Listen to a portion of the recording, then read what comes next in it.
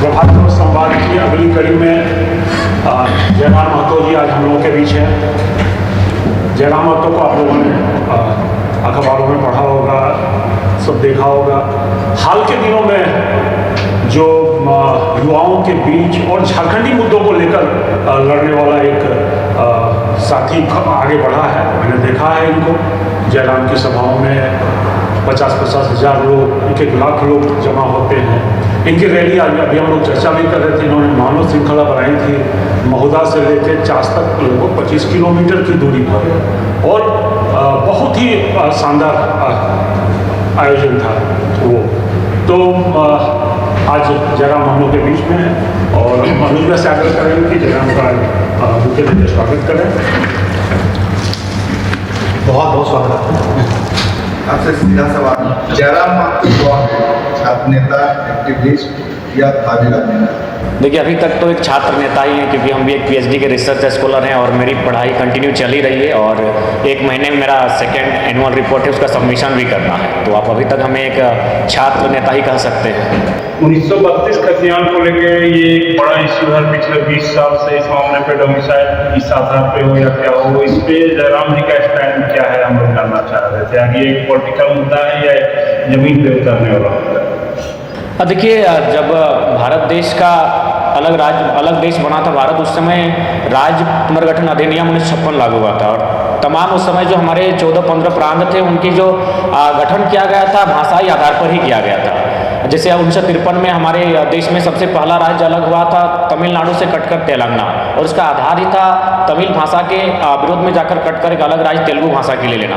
तो ठीक उसी प्रकार जब सभी राज्यों की आइडेंटिटी उसकी भाषाई आधार पर है, उसकी संस्कृति के आधार पर है, कहीं जमीन के रिकॉर्ड्स के आधार पर उस राज्य की आइडेंटिटी को तय किया जाता है, तो हमारी भी मांग है कि जो झारखंड के मूलवासी हैं, जो जिनका इस भूभाग के अलावा कहीं कुछ नहीं है और जो सदियों से इस भूभाग में बसबसाव करते हैं, उनके लिए कॉलम हो कि झारखंडी होने का क्राइटेरिया क्या होगा। तो चूंकि हम लोग अगर भाषा की बात करें तो हमारे पास लगभग बहुत सारी क्षेत्रीय भाषाएं हैं, उन भाषाओं को इंक्लूड करके एक नहीं किया जा सकता है। हमारे पास काफ़ी विविधताएं हैं, तो ऐसे में हम लोग 4-5 कॉलम में झारखंड की आइडेंटिटी को परिभाषित कर सकते हैं। जैसे हमारे यहाँ 1932 का जो खतियान की बात कही जाती है, तो लगभग 4 टाइम हमारे यहाँ जमीन का सर्वे हुआ है, 1908 में, 1932 में, 1954 में और 1964 में। तो इन चारों को एक अलग अलग कॉलम बनाकर जिले का अंतिम सर्वे सेटलमेंट को आधार मानकर इसको परिभाषित किया जा सकता है। उसके बाद बहुत सारे लोग इस बात का दलील देते हैं कि वो ऐसे बहुत सारे लोग हैं जो इस भूभाग में आकर बस चुके हैं, उनका अपने राज्यों से नाता नहीं रहा। तो हम यही कहना चाहेंगे, जब उस राज्य में बसे हैं तो जाहिर सी बात है उन लोगों को यहाँ की भाषा, संस्कृति, यहाँ की लोक परंपराएं जो भी है उन्हें एक्सेप्ट करना चाहिए।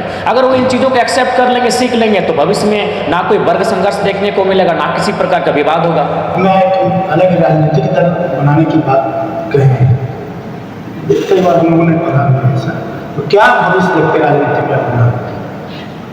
देखिए, हमने अभी ये कहा कि यह संभावना जताई जा सकती है, क्योंकि पिछले 1.5 साल से हम लोग आंदोलन कर रहे हैं। धनबाद बोकारो से आंदोलन स्टार्ट हुआ था और चूंकि आज हमारे बीच प्रेरणा स्रोत के रूप में अनुज कुमार सिन्हा जो उपस्थित है, इनकी किताब काफ़ी काम आई हमारे आंदोलन के दरमियान, और हमारे धनबाद और बोकारो में लगभग 150 की पंक्तियाँ इनकी ऑनलाइन मंगाई गई है। तो कहीं ना कहीं इनकी किताबें बहुत काम आई। और जब हम लोग आंदोलन करने के लिए उतरे थे तो यकीन मानिए मात्र 50 स्टूडेंट थे और काफ़ी डर के, चूँकि कोरोना का गाइडलाइन था और काफ़ी डर को फॉलो करते हुए हम लोग उस आंदोलन में मुख्यमंत्री और जो भी उनके मंत्रीगण हैं उनका मैंने विरोध प्रकट करने के लिए गए थे। और हमें आभास नहीं था कि 50 लड़कों के साथ जिस आंदोलन की हम लोग तैयारी किए हैं वो आज 5 करोड़ के जनमानस तक पहुंचेगा और इस राज्य से बाहर भी जाएगा और लोग हमारी चर्चा परिचर्चा करेंगे। तो ऐसी परिस्थिति में 1.5 साल के आंदोलन में अगर सरकार बैकफुट पर नहीं आती है तो जो भीड़ आज सामने आई है बगावत करने के लिए, उसे वोट में तब्दील करना होगा, ये हमारी प्राथमिकता होगी। जयराम जी, आपने नया राजनीतिक दल बनाने की बात कही है, तो ऐसे में आप कैसे भाजपा, कांग्रेस, जेएमएम, आजसू जैसे दल है, तो उनसे आप कैसे टकरा पाएंगे, उनसे कैसे मुकाबला करेंगे? हाँ बिल्कुल, ये दिल्ली भी नहीं है, हमारे पास शैक्षणिक स्तर उस तरह का नहीं है। हम लोग झारखंड होने के बावजूद भी काफ़ी विविधताओं में बटे हुए हैं, तो ये एक चैलेंजिंग विषय है।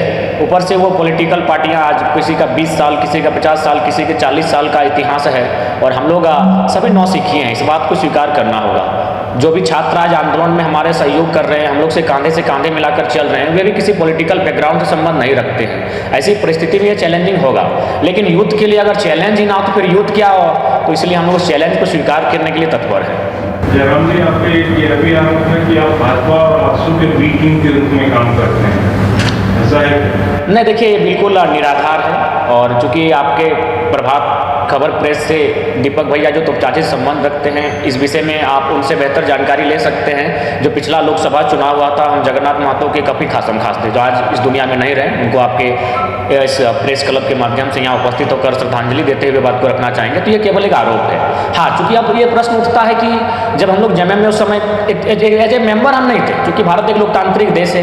5 साल में आपको एक पॉलिटिकल दल, पॉलिटिकल लीडर के साथ चलना पड़ता है। यदि मान के चलिए हम किसी विधानसभा क्षेत्र के स्टूडेंट ही क्यों ना है, लेकिन 5 साल में एक बार तो हमें पॉलिटिकल सोचना पड़ता है। तो उसी क्रम में जगन्नाथ महतो जी, जो कि माटी से जुड़े थे, इसलिए हमने उनका प्रचार किया था, जो कि सत्य है। तो इसीलिए अगर बीजेपी और आजसू का एजेंट कहे जाने की बात कही जा रही है, बिल्कुल निराधार बातें हैं। हमारा उनसे कोई संबंध नहीं था, ना है, ना कभी रहेगा। जयराम जी, 1932 के खतियान का मामला हो या राजनीतिक संगठन चलाने का, जो भी आपका दौर चल रहा है, उसमें बेसिक जरूरत है फंड का। कौन फंडिंग कर रहा है? देखिए, अभी तक अगर बात कही जाए तो जैसे जो हम लोग अभी जनसभाओं के माध्यम से आज चर्चा में आए हैं, तो अगर जनसभाओं की बात कही जाए तो जब से ये मानव श्रृंखला का स्टार्ट हुआ है, मानव श्रृंखला में हमें सफलता मिली है। लगभग 4-4.5 लाख लोग उस दिन मानव श्रृंखला में उपस्थित थे। लगभग 40 किलोमीटर लंबी वो मानव श्रृंखला थी। उसके बाद से काफ़ी कोऑपरेट मिला है। जैसे कि जो लोग हमें सभाओं में लगता है एक पंडाल, तो जो लोग पंडाल से जुड़े हुए लोग निःशुल्क दे देते हैं। सभाओं में हमें लगता है बाजा, साउंड वगैरह, वो भी निःशुल्क आ जाता है। उसके बाद कुछ चंदा जो ग्रामीण जहाँ सभा होती है वो लोग एकत्रित करते हैं, और हम लोग को हार्डली जो पेट्रोल का खर्च आता है उसे व्यय करते हैं। इसके अलावा हम लोग का भोजन पानी, इसका कोई मतलब नहीं है। तो ये फंडिंग का जो विषय है, फिलहाल वर्तमान परिप्रेक्ष्य में ऐसी कोई विशेष बात नहीं है। और जहाँ तक पॉलिटिकल की बात है, तो हम लोग तो यही उम्मीद करेंगे और जनता से अपील भी करेंगे कि हमें वोट भी नहीं, आप नोट भी दें। यानी जो लोग एक वोट देंगे, कम से कम 10 रुपये चंदा भी दीजिए। तो संभव है, पॉसिबल है, हम लोग राजनीति में अपने आप को एक्सटेंड कर सकते हैं। जयराम जी, 1932 आधारित नियोजन नीति झामुमो का कोर एजेंडा रहा है शुरू से। राज्य सरकार इसको विधानसभा से भी पारित की है, केंद्र से 9वीं अनुसूची में डालने का आग्रह भी किया गया है। इस पूरे प्रकरण पे आप क्या कहेंगे? इस पूरे प्रकरण में बिल्कुल आज अगर झारखंड मुक्ति मोर्चा के खिलाफ अगर आंदोलन किया जा रहा है वर्तमान सत्ता में जो बैठी सरकार है, तो उसका कारण यही कि उनका मैनिफेस्टो में ये रहा है। और चूंकि वर्तमान सरकार को हमने इसीलिए लाया भी था, इससे जो पूर्ववर्ती सरकार थी, एनडीए की सरकार थी, उन्होंने कहीं ना कहीं सीएनटी का मुद्दा हो और 60-40 नियोजन नीति के तहत जो भी बहालियां ली गई थी, खासकर शिक्षकों की बहाली, जिसमें तत्कालीन शिक्षा मंत्री डॉक्टर नीरा यादव ने भी स्पष्ट अपना बयान दिया था कि हम लोग बाहर के राज्यों के अभ्यर्थी नहीं रोक पाएंगे। तो इन्हीं आक्रोश के खिलाफ जाकर झारखंड मुक्ति मोर्चा के नेतृत्व में सरकार बनी थी।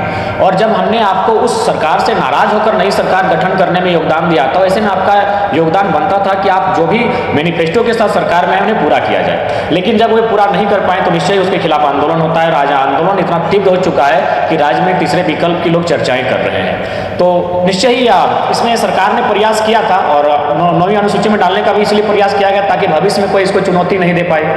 लेकिन फिलहाल जो भी कहे, झारखंड राज्य में VCI या DCI इस राज्य का भला नहीं चाहते हैं, जो हमारे लिए सबसे बड़ा दुर्भाग्य है। यही लोग अगर अन्य राज्यों में काम करते हैं, IAS IPS रहें, तो ईमानदारी पूर्वक, निष्ठापूर्वक कार्य करते हैं। लेकिन जैसे ही झारखंड में आते हैं, प्रभात खबर प्रेस के माध्यम से जानकारी मिली कि धनबाद में 600 करोड़ का प्रत्येक महीना कोयला का चोरी होता है। तो ऐसे में सवाल चिन्ह जो भी बड़े पदाधिकारी है उन पर भी लगता है कि किस कार्यशैली के साथ कार्य कर रहे हैं। तो ये हमें दुख लगता है। अभी अब मैंने DC की बात की, अब तो VC की बात सुनिए।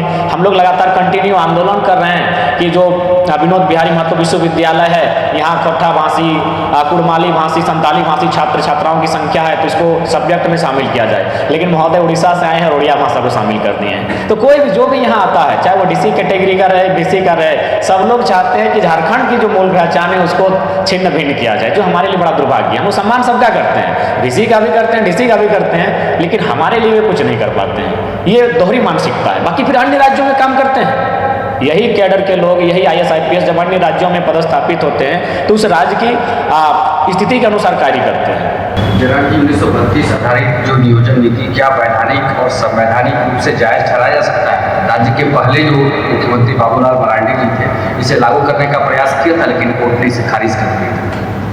अब देखिए, मेरा मानना है भारत एक संवैधानिक देश है, और संविधान बनने से पूर्व जब इस पर चर्चाएं हो रही थी तो 1946 के आसपास जब भाषाई राज्य के आधार पर गठन करने की मांग उठ रही थी, आवाज़ बुलंद हो रहा था, तब देश के उस समय लौह पुरुष सरदार वल्लभ भाई पटेल ने एक स्टेटमेंट दिया था कि भाषा के आधार पर राज्यों का गठन उचित नहीं है। लेकिन 2 साल बाद उस महान शख्स ने स्थिति और परिस्थिति को भांपते हुए, नजाकत को समझते हुए अपने स्टेटमेंट में बदलाव किया और 1948 में फिर दोहराया कि लोकतंत्र में अगर लोगों की मांग अगर नेगेटिव भी है, अगर लेकिन बहुत बड़ा समूह अगर मांग रहा है तो लोकतंत्र में लोगों की मांग को मान लेनी चाहिए। तो उसी क्रम में अगर 1932 यहाँ की जनमानस की भावना है तो उस पर समीक्षा हो, एक आयोग का गठन हो, बारीकी से बारीकी बिंदुओं पर चर्चा हो और खुले मंचों पर बहस हो, और कुल मिलाकर एक ऐसी नियोजन नीति से पूर्व एक स्थानीय नीति का तय होना बहुत जरूरी है जो ये कम से कम क्लेरिफाई कर सके कि झारखंड के है कौन, झारखंड वासी है कौन। जब महाराष्ट्र में महाराष्ट्रवासी कौन है ये तय है, गुजरात में गुजरातवासी कौन है ये तय है, तो फिर झारखंड में भी झारखंडवासी कौन है, एक कॉलम तो बनना चाहिए।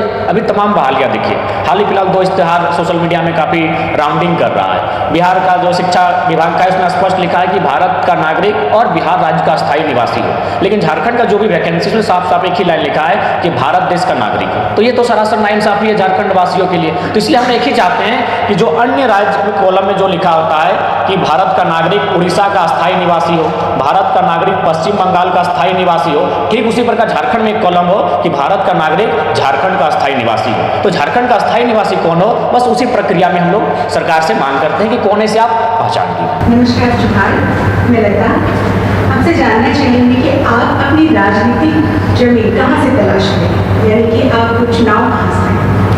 देखिए मैम, अभी तक तो तय नहीं कर पाए हैं क्योंकि मैं अपना बैकग्राउंड बताना चाहूँगा कि हम लोग काफ़ी निर्धन परिवार से संबंध रखते हैं और चूँकि प्रतिभा होने के कारण बचपन से शिक्षा के क्षेत्र में काफ़ी दिलचस्पी रही है और स्वभाव रहा है विद्रोही टाइप का, तो इसीलिए हम लोग यहाँ तक आज पहुँचे हैं। अपने प्रतिभा, अपने शिक्षा के दम पर यहाँ तक पहुँचे हम लोग बेशक, लेकिन अभी भी अगर पॉलिटिकल बैकग्राउंड की बात कही जाए तो थोड़ा सा हम लोग उस पर माने डरा सहमा हो जाते हैं जब देखते हैं परिस्थितियों को, काफ़ी धनबल का प्रयोग होता है, माने उसका अनुमान नहीं कर पाएंगे कि इतना धनबल का आज के राजनीतिक परिवेश में प्रयोग होता है। तो थोड़ा सा हम लोग डरे सहमे हो जाते हैं क्या हम लोग इस राजनीति में टिक पाएंगे कि नहीं। लेकिन फिर भी उम्मीद करते हैं कि आज जो जनता आंदोलन करने के लिए सड़कों पर हमारे साथ आई है, जो लोग आज सर पर लाठियाँ तोड़ने पर भी विवश हैं, जो लोग हमारे चलते आज सड़कों पर आकर आंदोलन कर रहे हैं, फायर तक झेल रहे हैं, तो वे लोग कहीं ना कहीं जो आज भीड़ तंत्र बनकर आई है, वोट तंत्र होकर हमारा सहयोग करेगी। और जब राजनीति की बात आएगी तो हम लोग जहाँ से हम लोग का उदय हुआ है दामोदर नदी का किनारा, तो वहीं से राजनीतिक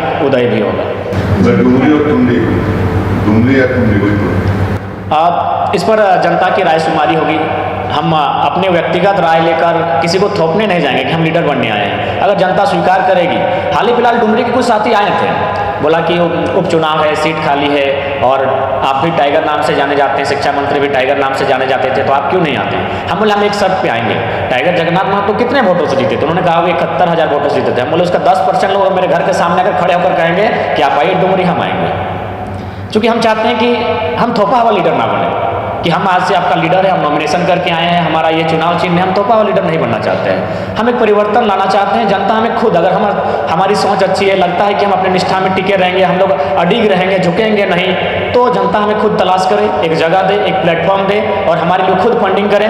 हम लोग लीडर भी बनेंगे और उनके लिए शहीद सुनील महतो के तर्ज पर शहादत को भी स्वीकार करेंगे, MP रहते हुए, MLA रहते हुए। जी, आप जिस इलाके से आते हैं वहाँ आजसू बहुत सक्रिय है और आपके जो मुद्दे हैं, झारखंड से जुड़े हुए इशूज हैं, उस पर आजसू पार्टी भी बहुत मुखर है। तो वैसे में आपकी पार्टी को कैसे जगह मिल पाएगी उस इलाके?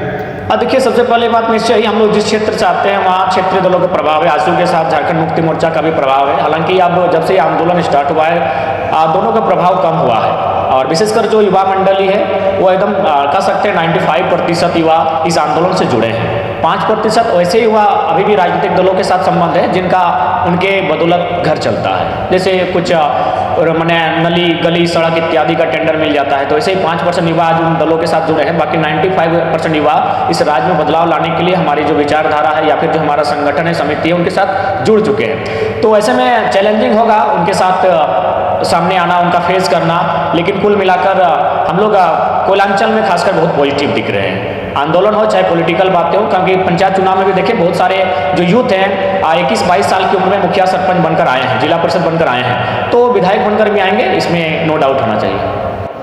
सरकार ने हाल ही में नियुक्तियों का दरवाजा खोला है, बड़े पैमाने पर नियुक्तियाँ भी चल रही हैं। ऐसे में 60-40 जो है वो कैंपेन भी चल रहा है, तो इस नीति से आपको क्या परेशानी है? देखिए दादा, सबसे पहली बात है कि परेशानी इसका सबसे बड़ा विषय है 15 नवंबर 2022 को एक बहाली आई जिसमें सहायक अभियंता की बहाली ली गई। उसमें जो 60-40 यानी जो 40 था उसमें 93% जो अभ्यर्थी आए यहाँ इंजीनियर बन के, मैक्सिमम क्या 93% अन्य राज्यों के अभ्यर्थी हैं। उसके बाद आपका पब्लिक प्रोसिक्यूटर की बहाली ली गई, उसमें भी जो अपेंड टू ऑल का कैटेगरी है लगभग 90% अभ्यर्थी अन्य राज्यों से आए। और हाल ही फिलहाल शिक्षकों की बहाली ली गई और तमाम चैनल के माध्यम से हम लोगों ने देखा इसमें भी लगभग 1200 से 1400 अभ्यर्थी ऐसे हैं जो इस राज्य से नहीं है। तो ये तो नुकसान सबके सामने जाहिर है कि राज्य हमारा और अन्य राज्यों के अभ्यर्थियों को प्राथमिकता मिल रही है। ओपन टू ऑल का मतलब है उसमें झारखंड की नो चांस है, इसलिए चांस नहीं है। मैं बताना चाहूँगा अभी जो शिक्षक की बहाली हमारी होगी और उसका जो कोर्स है उसकी तैयारी दिल्ली में हो रही है, उसकी तैयारी लखनऊ, इलाहाबाद और पटना 4 कोचिंग सेंटर में उसकी तैयारी शुरू हो चुकी है। और जो लोग हमारे यहाँ जो बीएड करके बैठे हैं जो उस फॉर्म को भरेंगे वे लोग अपना घर गृहस्थी देख रहे हैं। हमारी बहनें अपने ससुराल में अपने घर गृहस्थी देख रही है, हमारे भाई कहीं मजदूरी कर रहे हैं। तो ऐसी परिस्थिति में दिल्ली के कोचिंग संस्थानों में जो तैयारी कर रहे हैं, जो पटना, इलाहाबाद, लखनऊ में तैयारी कर रहे हैं, उनसे हमारे छात्र मुकाबला नहीं कर पाएंगे। तो इसीलिए हमें आपत्ति है। जनाब की राज्य सरकार का कहना है कि आप जैसे लोग नियुक्ति में बाधक हैं, क्या करेंगे? देखिए राज्य सरकार की गलतफहमी है। हम लोग खुद पीएचडी के छात्र हैं और अगर हमारा अपना भविष्य सुरक्षित दिखता तो जाहिर सी बात है एक पीएचडी का छात्र होने के नाते हम तो सड़क पर नहीं आते। हमें स्टार्टिंग में भी डर लग रहा था कि हम पीएचडी के छात्र हैं, जिन विश्वविद्यालय से मेरी डिग्री प्राप्त होगी वहाँ भी कहीं आंदोलन में आने के बाद हमारी डिग्री पर समस्या ना हो। इस तरह की बहुत सारी बातें आई थी हमारे जहन में, हम भी डरे सहमे थे। और एक सप्ताह बाद जब आंदोलन बोकारो में स्टार्ट हुआ, हम लोग एक सप्ताह बाद धनबाद में इसकी एंट्री हुई थी। लेकिन राज्य सरकार अगर इस प्रकार की मंशा रखती है तो उनसे हम स्पष्ट पूछना चाहेंगे कि आप स्वयं बताएं कि आप जो कहते हैं बार बार कंटिन्यू कहते हैं कि विश्वास रखिए आपका भाई है, आपका बेटा है, तो फिर 1200 से 1500 शिक्षक अन्य राज्यों को कैसे आते हैं? आप उनको रोकने के लिए कौन सा बैरियर लगा रहे हैं?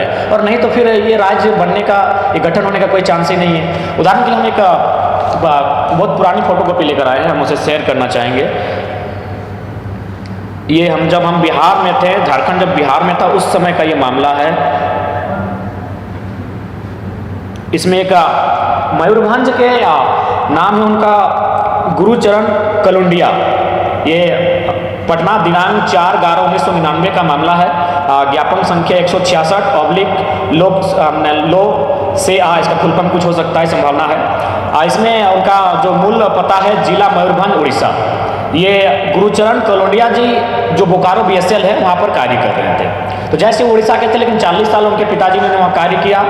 ये वहीं बोकारो में जन्मे, उनका जो प्रारंभिक शिक्षा हुई बोकारो में हुई और उन्होंने शिक्षा पात्रता के लिए अपना फॉर्म भरा एज ए टीचर के रूप में और उस परीक्षा को पास भी करते हैं। लेकिन बिहार सरकार के द्वारा उनको लेटर जारी होता है, विषय प्राथमिक शिक्षा प्रतियोगिता परीक्षा विज्ञापन संख्या 43/96 जिला चाईबासा के आधार पर प्राथमिक शिक्षक पद पर नियुक्ति के संबंध में उपर्युक्त विषय के संदर्भ में निर्देशानुसार सूचित करना है कि प्राथमिक शिक्षा प्रतियोगिता परीक्षा 1996 के आधार पर आपका परीक्षाफल प्रकाशित किया गया था, परंतु जांच के क्रम में पाया गया कि आप बिहार राज्य के बाहर के मूल निवासी हैं। बिहार राज्य सरकार के आरक्षण नियमावली के अनुसार केवल बिहार के मूल निवासी को ही आरक्षण का लाभ देय है, अतः बिहार राज्य के बाहर के मूल निवासी होने के कारण आपको अयोग्य घोषित करते हुए आपके परीक्षा फल को रद्द कर दिया गया है। ये सरकारी डॉक्यूमेंट से पूरे लिखित प्रमाण के साथ हम लोग डॉक्यूमेंट्स को निकाल के रखे। जब हम बिहार में थे तो ठीक था, जब हम बिहार में थे तब उड़ीसा के लोगों को जब यहाँ अगर परीक्षा भी पास करते थे उनको लेटर जारी होता था कि भाई आप हमारे राज्य के नहीं हैं। तो जब हम झारखंड बन गए उसी बिहार से टुकड़ा होकर, तो ये नियम वाली क्यों नहीं बन रही है? तो हम तो कहीं गलत लड़ाई हमारी नहीं है, हम लोग डॉक्यूमेंट्री लड़ाई लड़ रहे हैं, संवैधानिक लड़ाई लड़ रहे हैं, हमारी लड़ाई कहीं गलत नहीं है। जयराम जी, झामुमो लोबिन हेम्ब्रम से कई लोग 1932 के पैरोकार, उन्हें आप कैसे जोड़ें? हाँ, उनसे कंटिन्यू बात हो रही है और लगातार उनसे बातचीत हो रही है। जो 1932 और झारखंडियत मुद्दों पर सरकार में बैठकर या फिर विपक्ष में बैठकर विपक्ष विधायक दल में रहकर भी अगर उनमें भावना हमारे साथ जुड़ी है तो उनसे कंटिन्यू बात हो रही है और हम लोग उनको खुले मंच पर आमंत्रित भी करते हैं, उनसे लगातार टेलीफोनिक बातचीत कर रहे हैं और प्रयास करेंगे कि जब अगर हम लोग विकल्प की ओर बढ़ें तो सबका साथ लेकर बढ़ें, उनका आशीर्वाद, उनका सुझाव, उनका अनुभव को लेकर बढ़ें, उनसे बातचीत होती है। साथ आने के लिए तैयार हैं? हाँ जी, अभी तक तो जितनी भी चर्चाएं हुई है उनमें जो भी पॉलिटिकल लीडर हैं जो पूर्व में आंदोलनकारी रह चुके हैं वे लोग साथ आने के लिए तैयार हैं, साथ देने के लिए तैयार हैं। हालांकि कुछ बंदिशें हैं, पार्टियों का दबाव है जिस कारण थोड़ा सा वे मैंने डायरेक्ट नहीं हो पाए हैं, लेकिन भविष्य में मुझे लगता है 24 में कुछ परिदृश्य मैंने जो है परिदृश्य बदला हुआ दिखेगा। जयराम जी, पूर्व विधायक हैं गीताश्री उरांव, अमित महतो, ये सब 32 के खतियान के नाम पे जो अभियान चल रहा है उसमें वो लोग जा